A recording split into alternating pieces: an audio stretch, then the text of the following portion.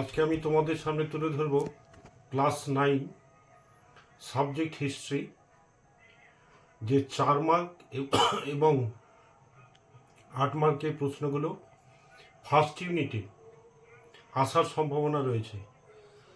তোমাদের বলছি, এই যে প্রশ্নগুলো দিচ্ছি সেগুলো করো, 100% তোমাদের পরীক্ষায় আসবে। ক্লাস 9 সাবজেক্ট হিস্ট্রি, প্রথমত 4 মার্কের। 1 নাম্বার টেনিস কোর্টের শপথ, আমি শর্টকাটে লিখেছি। 2 নাম্বার মহাদেশীয় অবরোধ বলতে কি বোঝো। 3 নাম্বার বাস্তিল দুর্গের পতন। 4 নাম্বার নেপোলিয়ান কোড বলতে কি বোঝো। রাশিয়ায় নেপোলিয়ানের পরাজয়ের কারণগুলো কি কি ছিল, বা পোড়ামাটির নীতি। এই দুটো নোট এইভাবে দিতে পারে, ভেরি ভেরি ইম্পর্টেন্ট।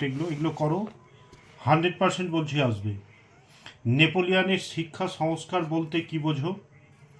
কার্বোনারি কি। রক্ত লৌহ নীতি বলতে কি বোঝো। ম্যাথসিনি ও গ্যারিবল্ডির অবদান আলোচনা করো। থার্মোডোরীয় প্রতিক্রিয়া কি।